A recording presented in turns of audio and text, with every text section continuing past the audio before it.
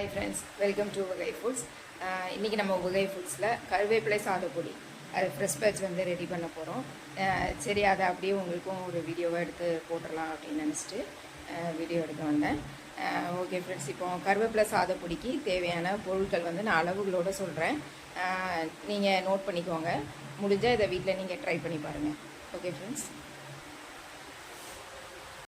100 gram வந்து நம்ம கருவேப்பிலை எடுத்துருக்கோம். இதை வந்து நல்லா முதலே நல்லா கழுவிட்டு ஒரு துணியில் நல்லா உணர போட்டு எடுத்து வச்சுக்கணும். 100 கிராம் கருவேப்பிலைக்கு வந்து நம்ம 100 கிராம் கடலைப்பருப்பு எடுத்துருக்கோம். அப்புறம் வந்து ஒரு 300 கிராம் வந்து நம்ம தொளி கருப்பு உளுந்து தான் நம்ம எடுத்துருக்கோம். நம்ம உகை ஃபுட்ஸில் எல்லா இட்லி பொடி சாதப்பொடி எல்லாத்துக்குமே நம்ம வந்து கருப்பு உளுந்து தொளி உளுந்து தான் நம்ம யூஸ் பண்ணுறோம்.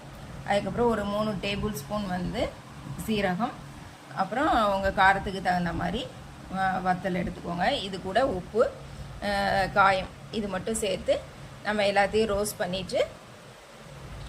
பண்ணிவிட்டு திரித்து எடுத்தால் நம்ம கருவேப்பிலை சாதப்பொடி ரெடி ஆயிரும். கருவேப்பிலை பொடியை நம்ம வந்து எப்படிலாம் யூஸ் பண்ணலாம் அப்படிங்கிறத பற்றி நான் ஏற்கனவே ஒரு வீடியோ வந்து போட்டிருக்கேன். அந்த வீடியோ பார்க்காதவங்க நான் இந்த வீடியோக்கு மேலே அந்த வீடியோவோட லிங்கை கொடுக்குறேன். நீங்கள் போய் அந்த வீடியோவை செக் பண்ணி பாருங்கள் ஃப்ரெண்ட்ஸ். ஓகே ஃப்ரெண்ட்ஸ், இன்னொரு வீடியோவில் நம்ம சந்திப்போம். Thank you friends.